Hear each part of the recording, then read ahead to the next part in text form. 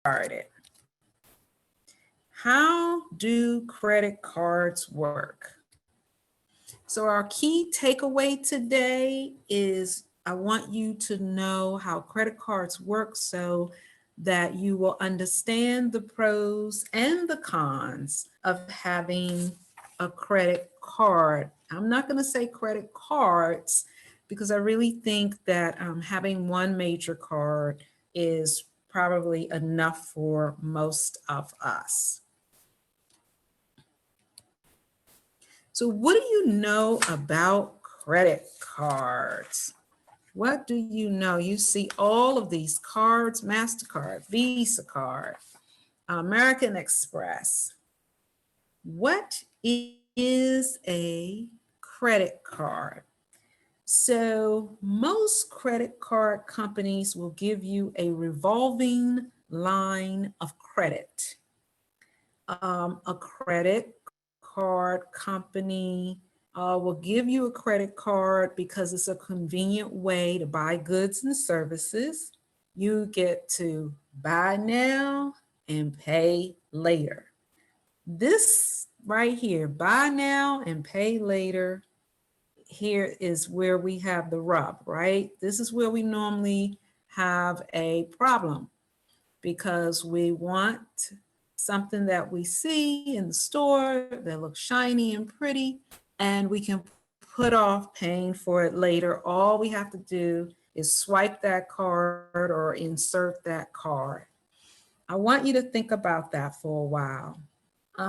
The limit, credit cards, you get a limit on how much you can borrow. Sometimes you will get a credit limit. And then other times you will get a credit line.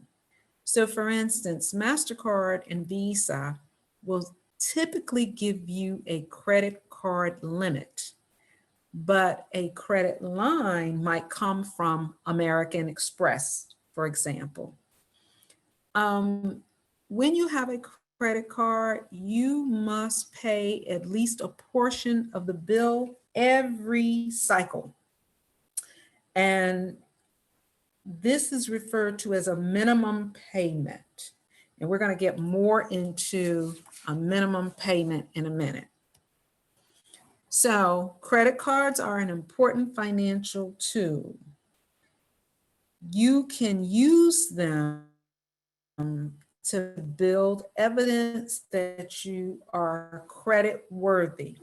And I'll talk to you about the types of cards you can use that will help improve your credit score and your credit history. You can pay for emergencies, and you can also purchase things online or via the phone. I'm going to do something. Give me 1 minute. I'll go back. Trying to see. Okay. Let's hope my service doesn't go out. I got a message which was odd. All right. So you purchase things online. You also have a right to dispute erroneous credit card charges. Okay. So you can dispute credit card charges, and also you have a right to dispute certain charges for goods and services that really weren't delivered to you. Okay. So let's talk about truth in lending. This is a disclosure. This is something that all credit card companies must provide you with, okay? And what you need to know is that your credit card rate and fees are going to vary greatly. But you need to keep in mind, however, that your credit history is being used to determine the interest rate you receive. So does anybody know what a FICO score is? You want to raise your hand online. Any takers? Anybody have any idea what a FICO score is? Is it similar to credit report? Yes, it is tied to your credit report. Very good, Johnsy.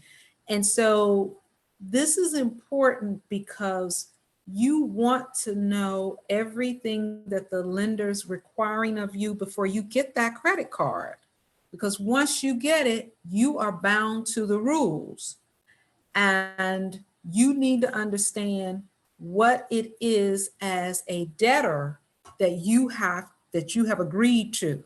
And so that's why the Consumer Finance Protection Bureau requires lenders, whether it's lending for a home or anything, but definitely with the credit card as well, to give us disclosures under the Truth in Lending Act. And you can see that's a federal requirement. So don't ever be afraid to ask someone for it whenever you're getting money. Money is being lent to you.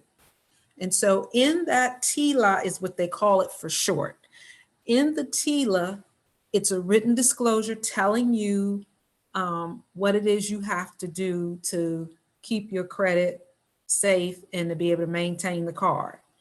Also, the creditors are going to make sure that you know the rate and fee associated with that card that you receive as well. Any questions?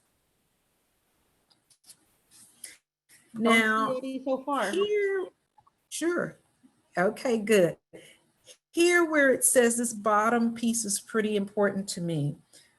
Your TILA contains important rate and fee information. But what I will tell you is that you want to make sure that you keep things simple. The Unfortunately, the big banks are in the business when they give out credit cards of making money. And so the thing that they hate most is for you to pay your balances off in full.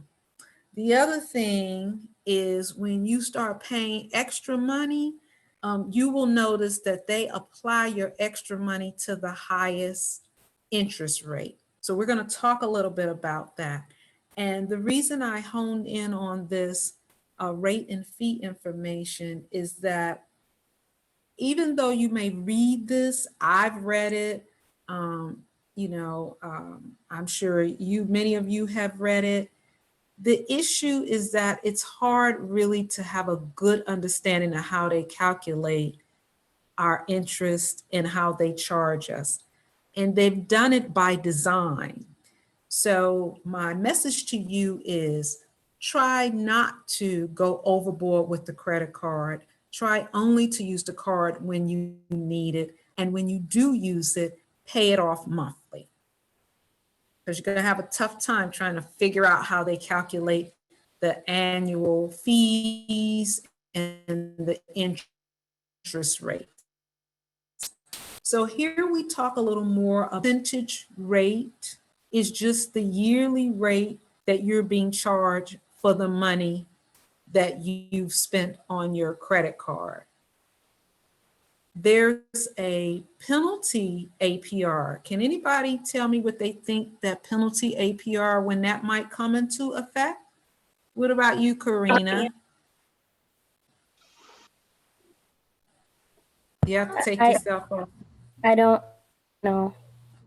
Okay, so a penalty is when you do something improper, right?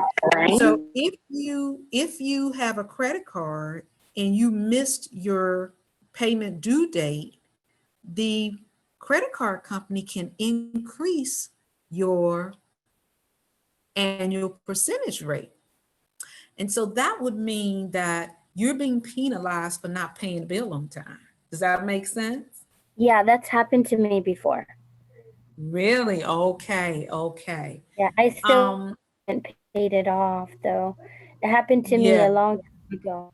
And I think I only used like like $200 off the credit card, and I wasn't able to pay it on time, Mhm. and up to like 2,000 something. and Mhm. real quick too. So it kind of ruins my Yes, credit a lot. yes. Thank you so much, Karina, for sharing that with the class because I could not have said it better than you. That's exactly why I'm telling you to be very, very careful. Karina has provided us with a wonderful example, and I know how beautiful everything is. Trust me, I'm holding back myself watching QVC. Yesterday, they had these marvelous apples that were coated with chocolate and caramel, and they had all this good food preparing for the holidays. And you can spend money and you know have a good time, but once that holiday is over, we got to chalk it up and pay for it. So I'm encouraging you via this session to be thoughtful about the pitfalls of having a credit card. And the last thing you should know is that interest rates are fixed or variable. And what Karina and I were talking about that penalty APR, that is a variable interest rate. That's when the lender is using that variable interest rate. I'm gonna uh, penalize you for not paying on time. Or there's some cards that just over time, when you get them, they have, and we'll talk about it, teaser rates, where they start you off with maybe a rate of even as low as 0%. But boy, oh boy, by the time you get into having that card, you may be up to 25 or 26%. So just think about that. I just mentioned the teaser rates. Those are the low introductory annual percentage rate. So that annual percentage rate is just your yearly percent that you're going to pay on whatever you owe. This is also used to tie it back into what we talked about the last session. It's also used for savings accounts. So when you're looking for an annual percentage rate for a credit card or a savings account, I would suggest you write down bankrate.com. It's an easy way to go out and see what each lender or creditor offers. Okay. All right. And so we know that if it's a teaser rate, it's not going to last for long. That teaser rate is for a certain period of time, and it's usually no more than 6 months. Because what do you think the lender's trying to do when they offer you that 0% interest rate? Anybody? Hook you. Right. They're trying to hook you in. They're trying to hook you in and keep you in. And so, for example, the teaser rate was 0% on purchases for 15 months. This is what this particular credit card company, let's say it's Bank of America, offered people. But then the variable, which just means the change, right? Or the varied, which is different interest rate, is somewhere between 15% and 25%. That's a big difference from not paying any interest. And if you're not keeping track of your spending, your money and your time can go fast. You can miss that 15-month period, and all of a sudden you had intentions of paying it off, but you couldn't, and now you're paying 25%. And as Karina taught us, you can end up paying the credit card company a whole lot more than you originally spent. So I want you to be cautious whenever you whip out that pretty, shiny credit card. All right, so other terms in the credit card space are your maximum credit. Anybody else want to, maybe one of the gentlemen out there that has a credit card, can you tell us what maximum credit means?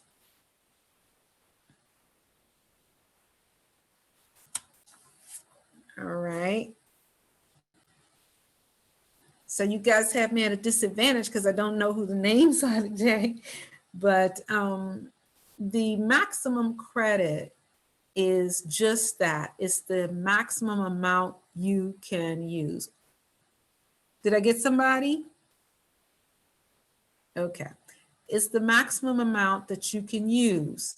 Each creditor, however, has its own standards. So it's not a one size fits all. Each card that you get is going to be different. The lenders, when they are trying to figure out whether you're worthy of credit or a credit card, they're going to look at your credit history, your current income, and your outstanding debt. They're always going to look at that. So be mindful. Grace period. There is a time between when your statement is issued and when your payment is due. Creditors do not have to give a grace period, but they typically do. I strongly recommend that people use the date that is on their credit card statement. That's the due date. Don't send it after the due date, and don't try to send it on the due date. Try to send it a day or two before the due date, just to give yourself some time. Because believe me, if you start missing your due date, it could be, I was famous for this as a young kid, 1 or 2 days, and I didn't think it was a big deal, maybe no more than 3 days, until I got ready to try to purchase something and the creditors reviewed my credit report, and it showed that I missed some days, 2 days here, a day there. It doesn't matter if it's 2 days or 10 days, they're going to pretty much count it the same way. So just be mindful of those grace periods. Just try to pay on time. And pay, does anybody remember what amount we're going to pay? It needs to at least be the bare what? Minimum. The bare minimum. Absolutely. Okay. So this is an interesting thing to me, the balance computation method. It is one of those things that I try to encourage everyone who's not in the finance space, like these big box lenders that really know what they're doing and that have these very sophisticated systems and technology tools that allow them to do all of these calculations. The thing I want you to know here is that the balance computation method is how interest is accruing on your account, right? It's how they calculate the interest that we pay for because we're borrowing money. There are multiple methods of calculation and computation. You'll get a cardholder agreement, which will include your specific method from, let's say, Bank of America. And then if you get a Chase card, Chase may have another method that will be in that cardholder agreement. But the thing I really, really want to stress to you is it's not likely that you're going to be able to understand it easily. And that's okay because it's done intentionally. It is done to confuse us a little bit or to make us apprehensive about trying to figure it out. And there have even been lawsuits where, you know, maybe 1 or 2 people who are like super, super smart have figured out, hey, this credit card company wasn't doing this right. And then they go back and have a lawsuit where they bring in other people, right? And you might get some of these letters if you've had a credit card for a few years. You don't want to get in that mess. What you want to do when you use your card is, at the very, very least, pay that minimum balance. And if you're able to, try not to charge more than you can repay back within a month or no more than 2 months. And that sort of keeps you out of the foolishness with their computation methods. Okay, does that help?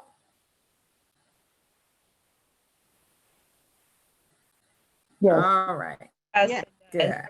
ma'am. Very good. Good. Good. So the average daily balance method is one method. So let's see how this is applied. And I'm going to skip this. So let's go to unsecured and secured credit cards. Unsecured credit cards are credit cards where there's no collateral. Does anybody remember what the term collateral means?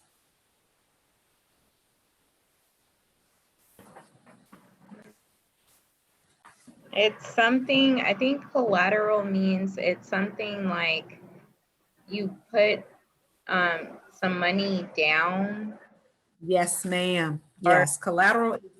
Yes. Go ahead. You were right, Jonesy. you put money or an asset down in order to pay for something. Yes, ma'am. Yes, ma'am. And in the case with credit cards, you will see here where it says the first one is an unsecured credit card. So the way it works is if you go out or I go out to apply for a Visa credit card, we have really good credit. So they don't ask us for any collateral. So they just give us the card based on their review of our income. They want you to have steady income. They'll do a review of our credit history. They want to know that you're in the habit of paying bills on time or pretty much there. And they want to know how far in debt you are, how much debt you have. So we get that credit card. But a secured card is when collateral is required. And I'm not going to say that this is a bad thing because I would encourage anyone who is new to this space and new to getting a credit card, it probably would behoove you to get a secured credit card. What that does is it requires you to keep money in a deposit account, in a bank account. And it may be the amount that's equal to the credit card limit the bank is going to give to you or the company's going to give to you. But they just want to have some assurance that you're going to pay them. So they want, you can use that card, but they want you for that account that you're using, that they're tying it to, they want you to have a certain amount of money in there. If you pay the balance regularly by the due date, you pretty much can really improve your credit score. And so what that does is it helps you build credit and it helps you when you get ready to buy bigger purchases, you may be able to increase credit because you've managed it well. And that's what that's for. It's also if you find yourself applying for credit cards and getting refused. For whatever reasons, creditors are not willing to give you a credit card.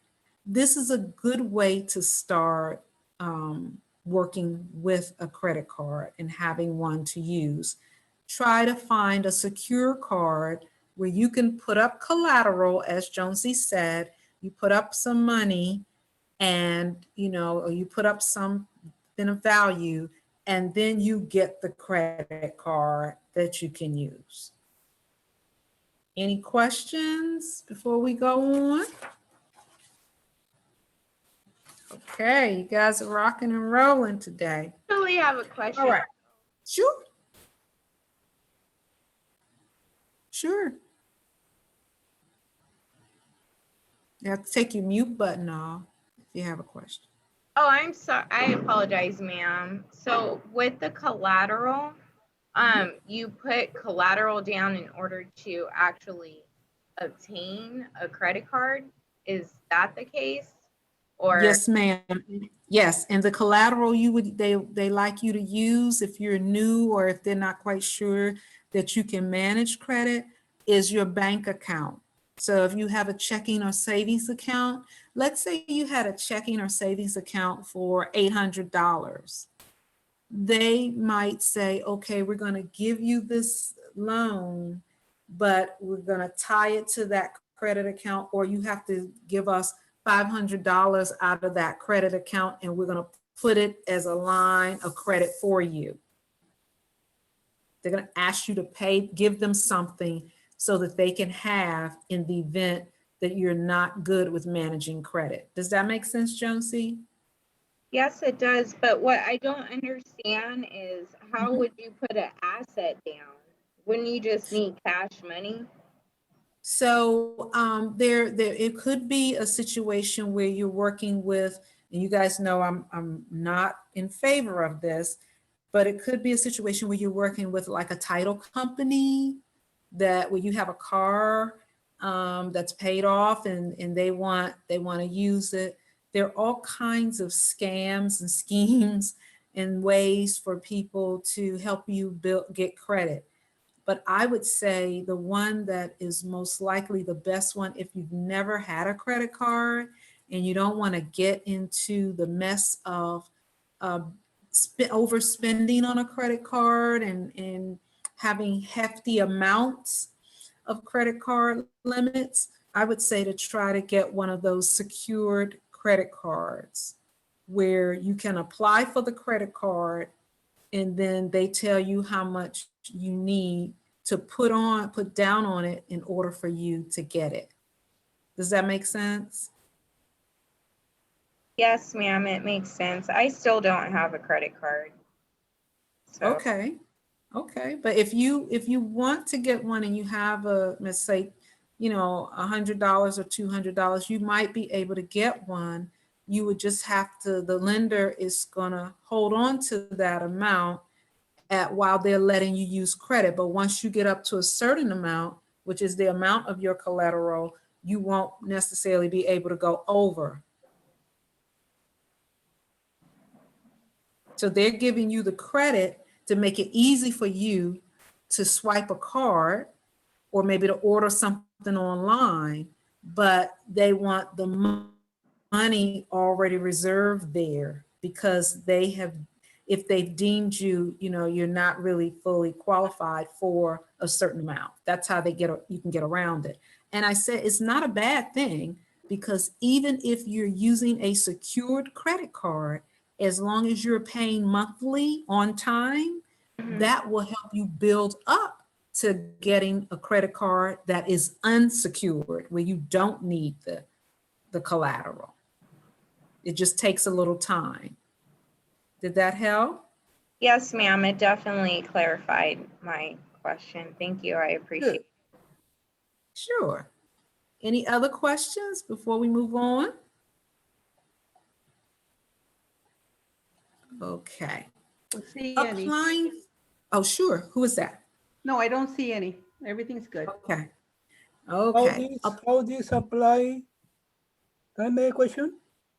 Yes. What's your question, sir? How this apply to developing countries that they owe money to the United States and the United States charge interest?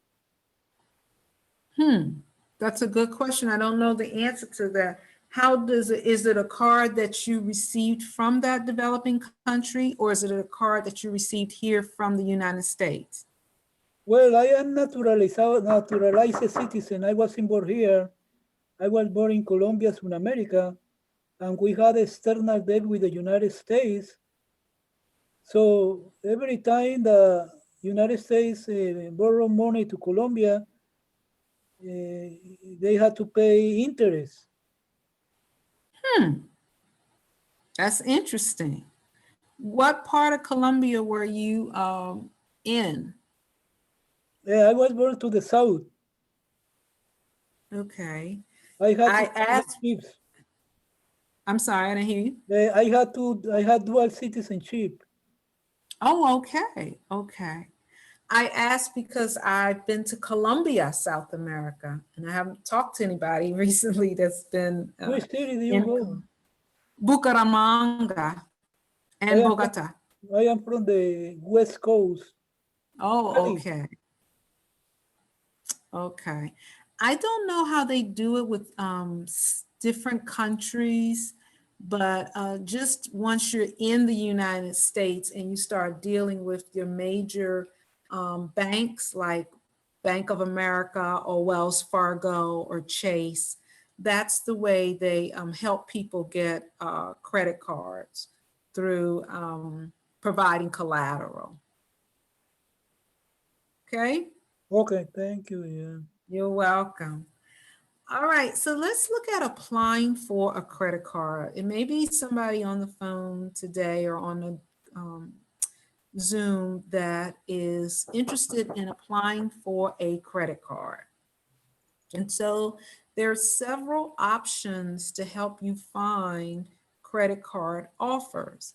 A lot of times, financial institutions, if you go to them to do some banking, you may see a credit card, pamphlets of credit cards there. Also, card comparison websites. I love bankrate.com because I've used it for the past 20 years or so, and I found that I could typically find rates that each of the different banks, and then I could compare them easily. So that's why I always recommend that site, because it makes it easy to figure out who's offering what and what the interest rate is. So that's an easy one it's easy to read and understand, and it's updated regularly. Yes, ma'am. Do you have another one? No, I think this is a great one. I use it a lot. For my clients, I recommend it because it gives you credit cards for people with great credit, with not so great credit, and with no credit. So Yes, it'll ma'am. give you the cards that that you can that you would qualify for under your unique credit situation. Very good. That is very helpful, and that makes a big difference. And what it does, I'm glad Ms. Juanita brought that up, because what it does is it keeps you from having to scratch your head and try to figure it all out, because a lot of this can be confusing. And what I want you to take away is you don't have to get every single thing, but you need to understand the highlights, right? Which are, be careful when you're going out to get credit. Use the types of websites Ms. Juanita and I provide to you, because we're here to help you. So we're gonna tell you something we've used and something that works. If you can go without getting a credit card and you can use a debit card to get things and purchase things online, or while you're at the grocery store, I would prefer that you do that until you, at the very least, get up to $1,000 in savings or $500 in savings. I wouldn't encourage you to just get a credit card just to say, I have a credit card. You're going to get, as this slide shows, offers in the mail. And I think since we're all home, it seems to me like we're all getting more phone calls about these doggone credit card offers. So look at the bottom here. It provides you with a number and a website where you can opt out of that. None of us need any pressures right now. We have enough pressures, and we don't need the credit card companies pressuring us, particularly since I'm pretty sure they have far more money than we have. So let's go to the key terms that once you get ready to submit an application for a credit card. Who do you think is the credit card applicant? Somebody raise their hand. Who is the credit card applicant? The person that applies for it, right? Right. Say it a little louder so everybody can hear you. Yes, ma'am. Can you hear me better now? Yes. Yes, ma'am. More than likely, it would be the applicant. Right. It's the person that applied for it. That's the credit card applicant. That is correct. Who can tell me who the creditor is? Probably the bank. Yes, the banking institution or the company that's going to provide the money or has provided the money that we owe. For the What credit about, card. yes. What about the individual credit or joint credit? What's the difference? Oh, one is So shared. go on, Yes, go on. yes. Who said that? They were Marissa. right on. Good. One is shared, right? So an individual credit could be me just getting a card on my own. But if I got a joint card, it's more than likely I am Like with your having a, husband or something. Yeah, sharing. yes, right. I have Mhm. it with my husband. Absolutely. Mhm. Okay. Now who's the debtor? Me or my husband. Right. The person that actually is indebted to the company. Right. Very good. The last one I want you to think about a lot, and that's the authorized user.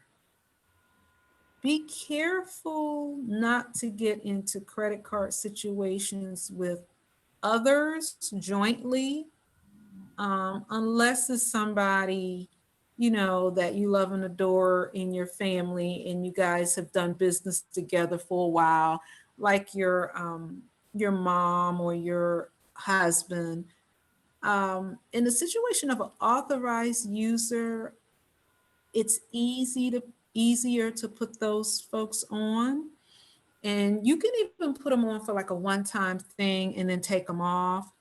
But be careful because at the end of the day, you are responsible for making the payment. So it's different when it's my husband and me. If I don't pay, he's still responsible. It's not a 50-50 even. If I ran up $5,000 and we have a joint credit card account, he's still responsible for it too. But with the authorized user, it's different. It's on you. And so I want you to be very cautious and try not to have anybody authorized to use your card. Ms. Juanita, did you have something you wanted to share? No, that's perfect. I see that a lot with my clients, the joint, especially when they go into a divorce situation. Mhm. I've always said, if you're feeling that you're going to have issues with the significant other, start dividing up your credit, start reducing it out. You don't want to get yourself where they're going to increase and create a debt that you're going to be responsible for. Absolutely, absolutely. And the same holds true for the authorized user. Correct. And a reason I highlighted debtor is because you you want to be a good creditor, but you don't want to be the one owing money to others.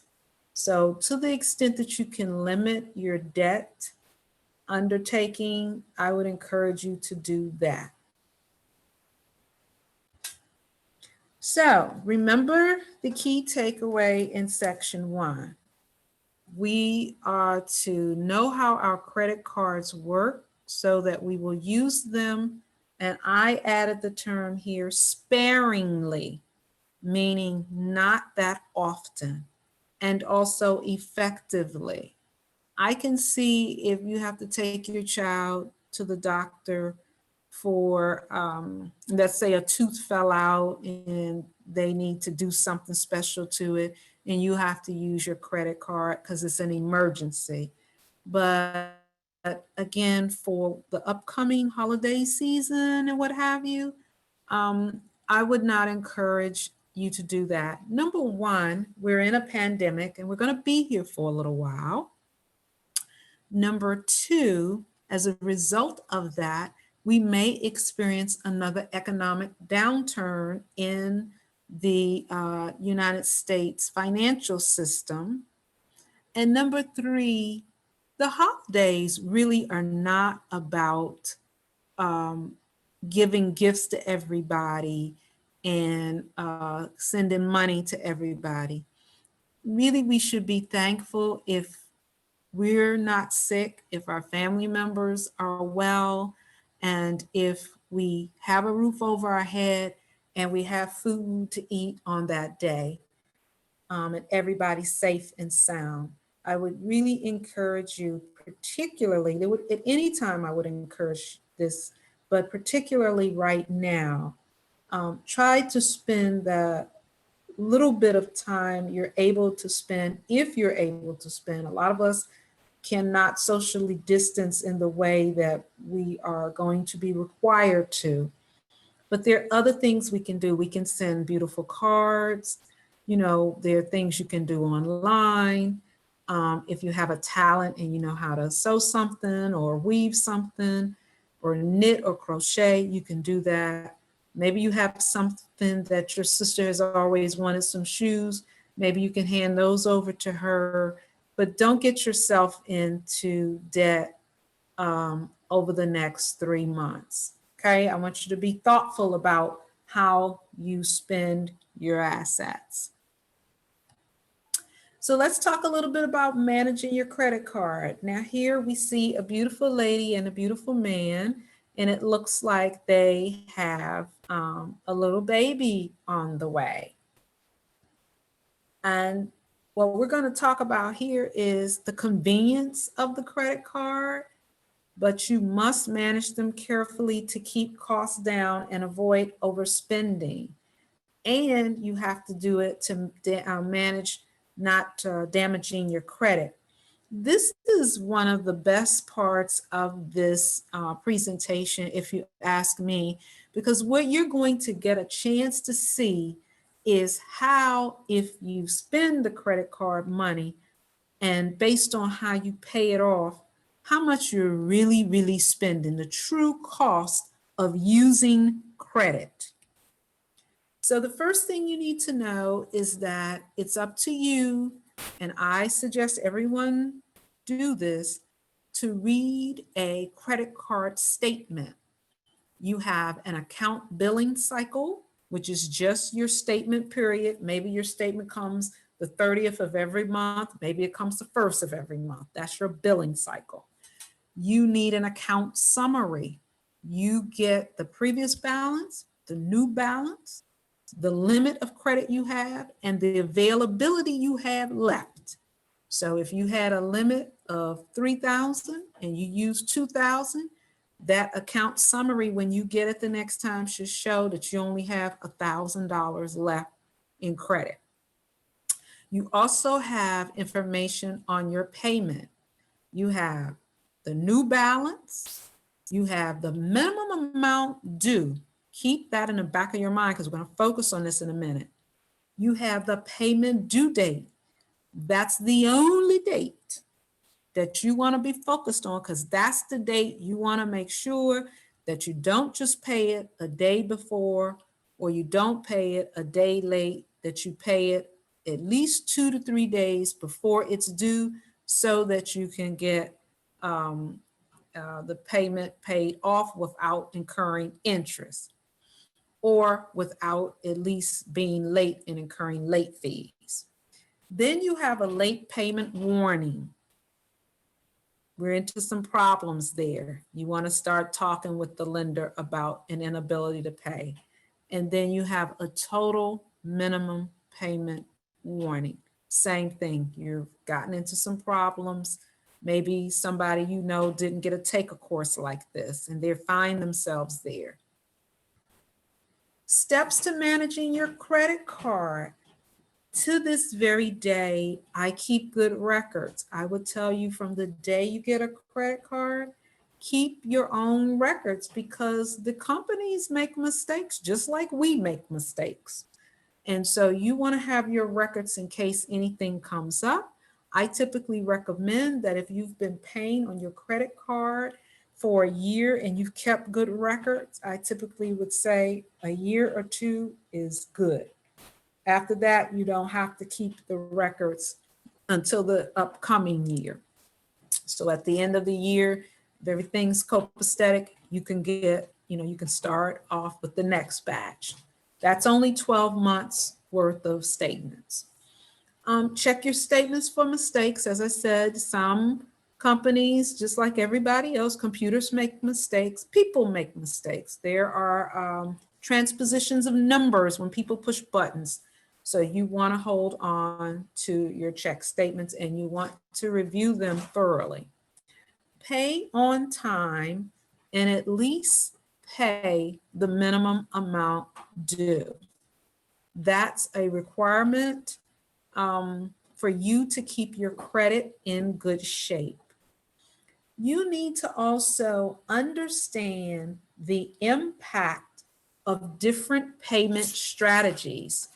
There's a chart that's forthcoming and it will reflect different payment strategies to help you see how much you're really paying for that $250 pair of shoes that you just had to have.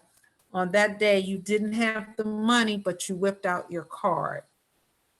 Try to limit what you owe compared to your credit limit. And that's another big issue, which we're going to talk about. This last one is a big deal because it impacts your credit score. So let's get started here. I don't know if everybody, can they see this amount, Miss Juanita? Yes, they can see it. They can see the whole chart because I can't see it. I could see TV 500, 18%, 132, 632, 3 years.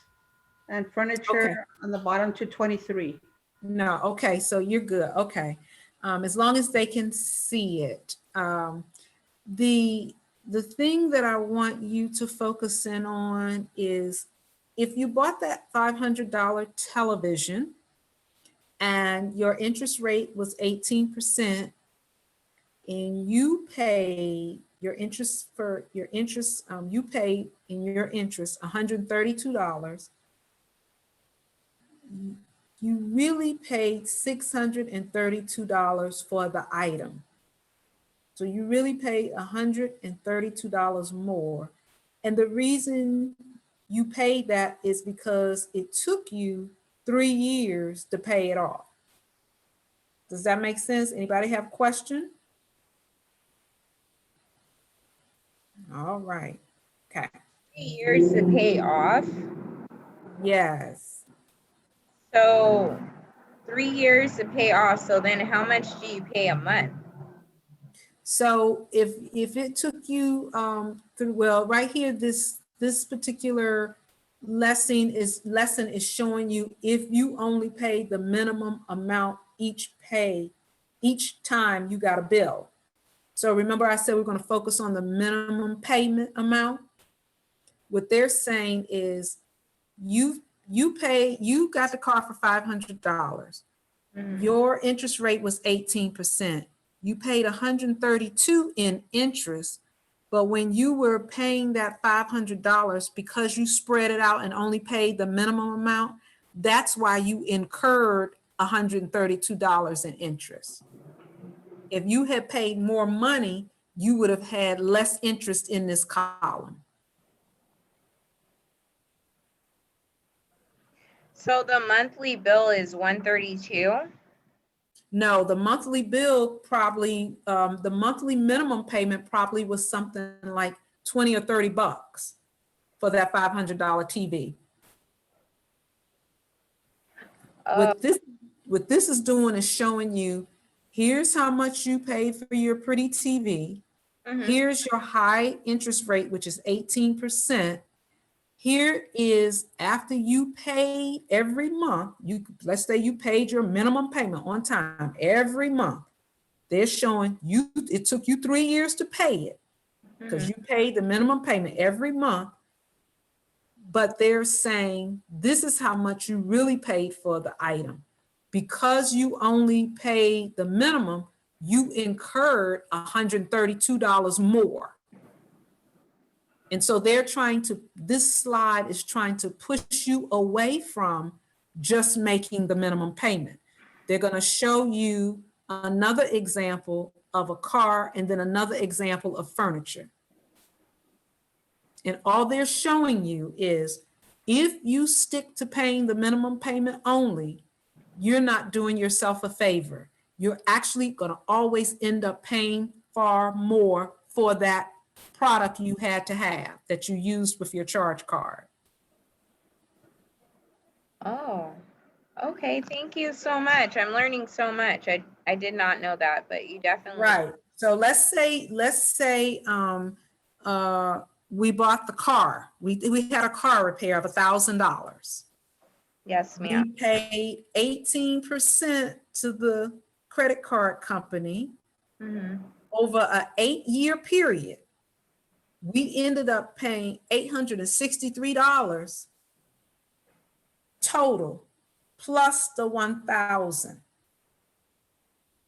So for that car repair, I almost end up doubling it once I charged it on that charge card with 18% and kept paying a minimum payment every time I got my bill every month. And it took me 8 years. Oh, wow. And that's really common, isn't it? I beg your pardon, Anna? That's really common when you have like bad credit. The APR rates are really high. So Are you saying that's, I can't hear you. Are you saying that's uncommon or really common? really common, very common. Yes, yes, it is. And I want you to focus on the last one. Look at that piece of furniture, that sofa for $2,500 that you just had to have because it's just drop dead gorgeous. Every time somebody comes in your house, they talk about how beautiful that sofa is. Look at how much interest was accrued over 23 years. Because that amount is so high, every time that person just sent the bank or their credit card company the minimum amount due, this is all about the minimum amount due, that's all they sent, this is how much they ended up paying. $7,863 for that $2,500 fabulous sofa. They could have gotten 3 or 4 sofas. And it took them 23 years to pay off the debt. The sole purpose of this slide is to show you how easy it is to get caught up in debt and to have to end up paying a whole lot of interest that you're not thinking about because you're paying it monthly. So they put it in a neat chart to show you. Does that help some, Anna?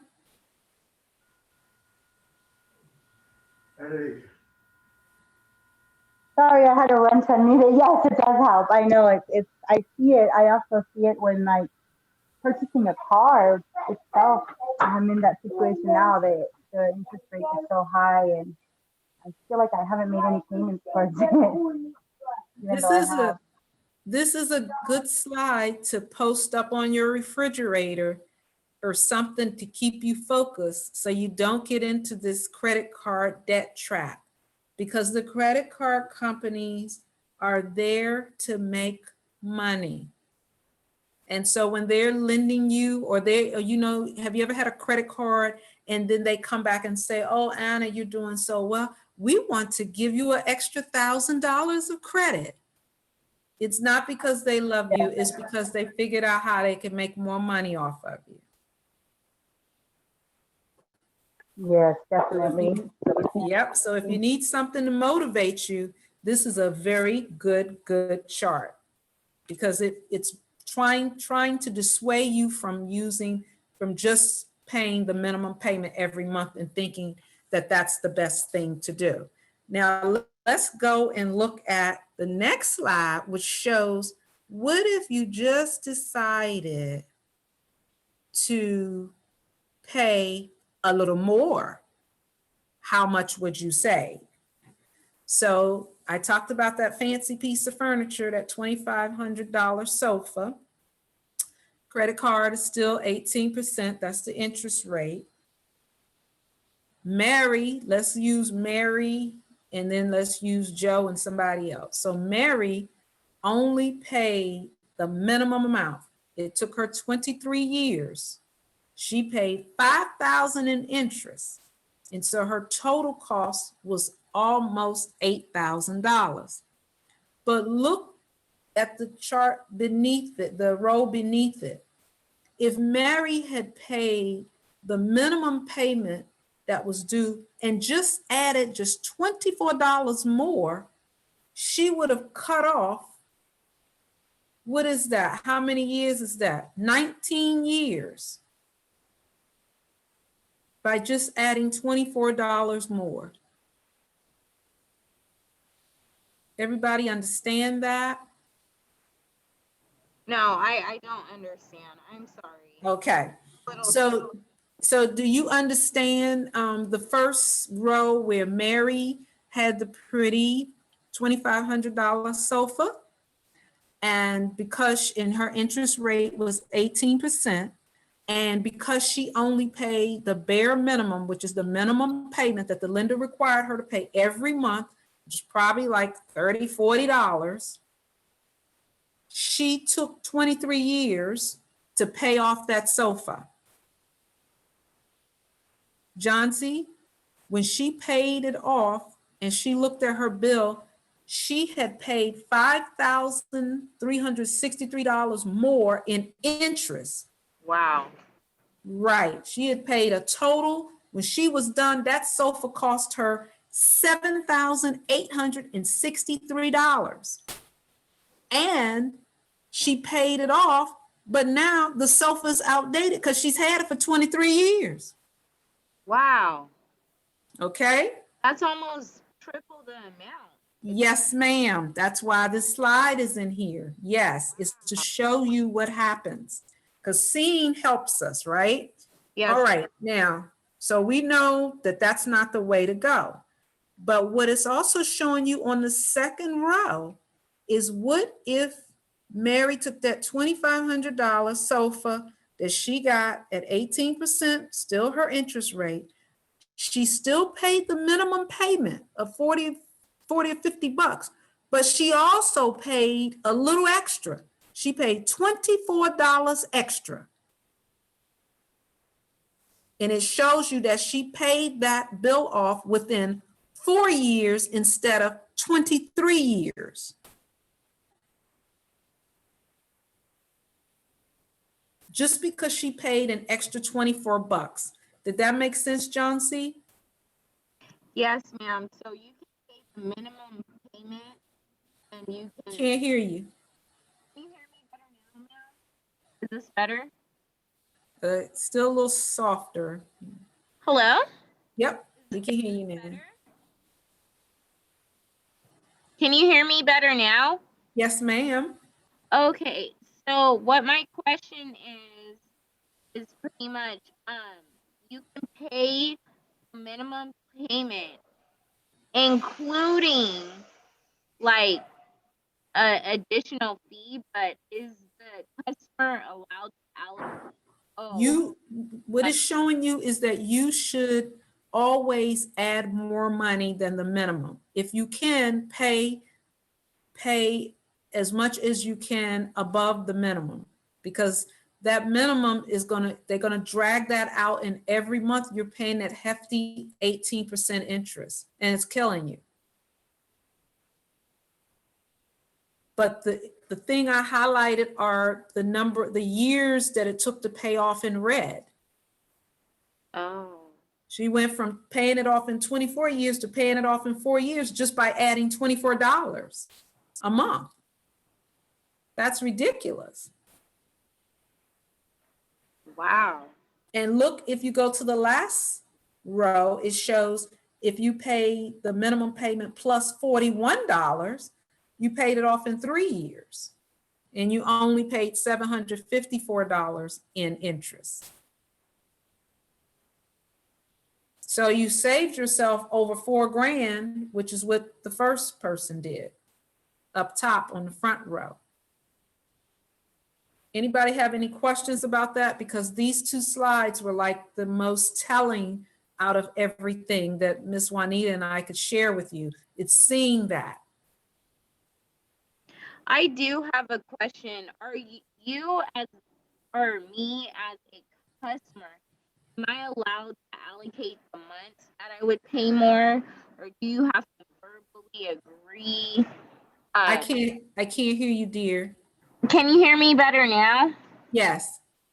As a customer, can you allocate the funds that you would like to pay? Like, for example, the minimum payment, let's say 1 month, I can pay the minimum payment, and then the next month. You can pay, the lender is going to take any amount that you send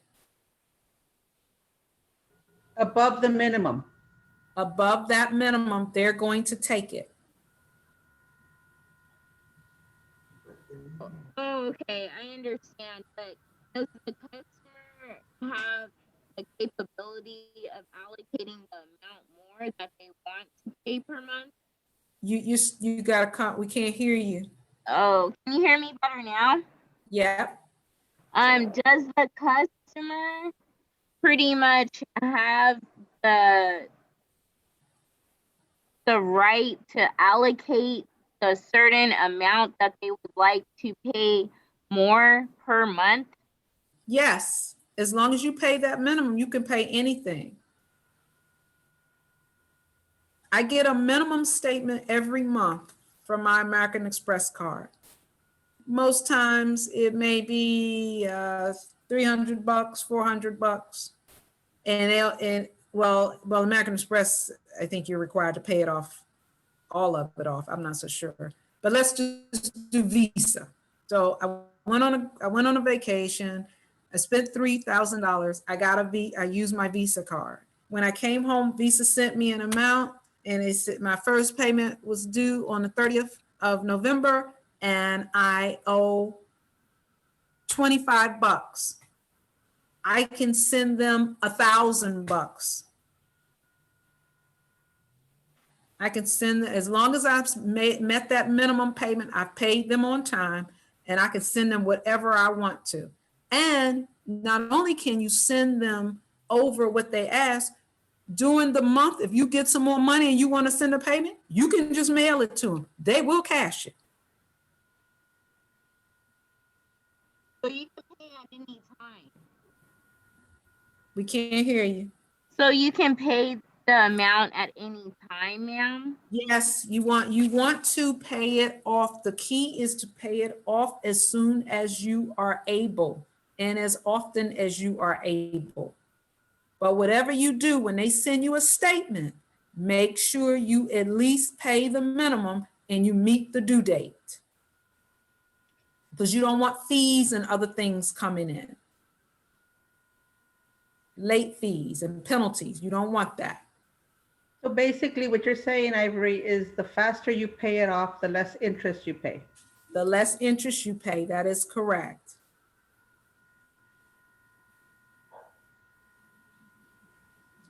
And the way Ms. Juanita and I are trying to communicate that you do it is don't focus on the minimum payment. Always try to add something to it, and always be thoughtful about how much you're actually using in credit. So if it's a $2,500 sofa you want, save up for it. If it's a beautiful watch that you want, save up for it. It's not worth putting it on a credit card. That's really the message. Did that help everybody? Yes, ma'am, it tremendously helped me. I Yes. appreciate it. Thank you. Good. Karina, you good? You have any questions? No, I understand now. Thank you. You're welcome.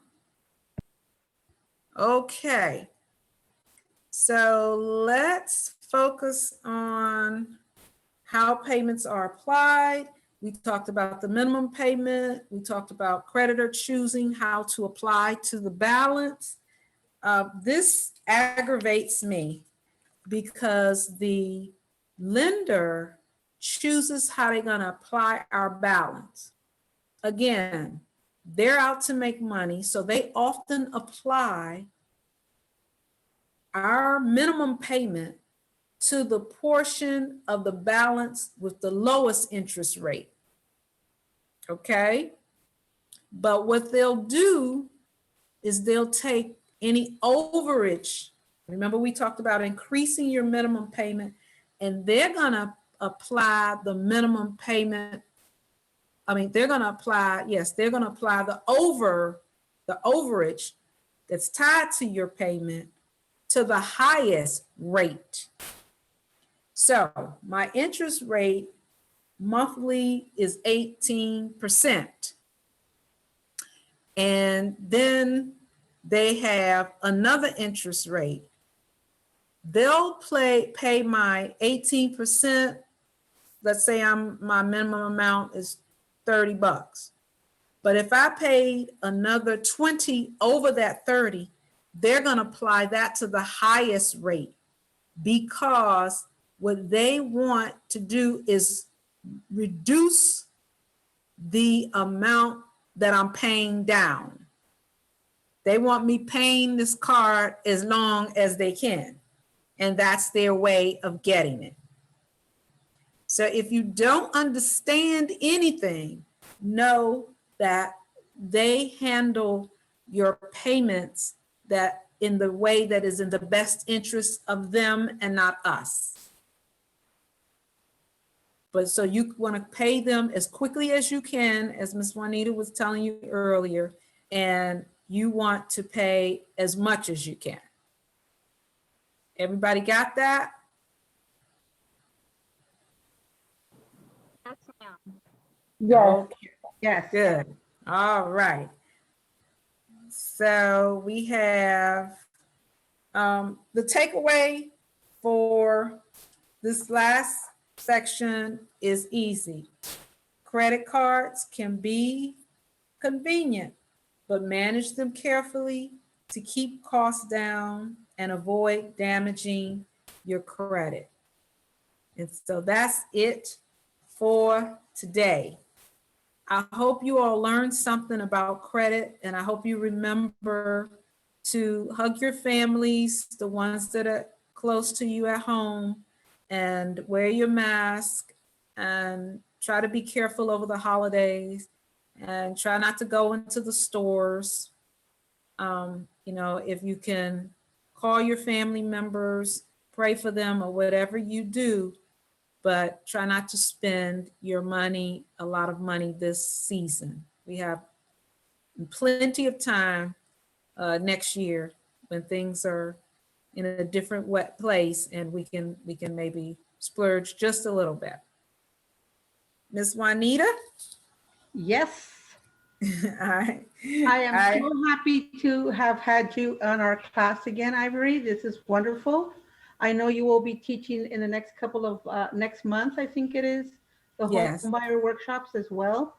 So for Yes. those who want to attend some of those workshops, if anything, the understanding and the key takeaway, as Ivory said, is don't get yourself into debt. That's the best way to keep yourself out of trouble.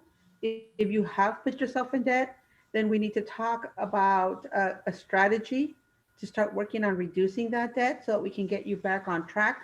Right now, that you're not going out as much and that you're staying more in at home, is a great time for us to start to see how we can strategize the reduction of debt. Also, income tax return is coming. And so that's another time that we may want to start looking at how we can strategize to get those debts down. Mhm. Very good.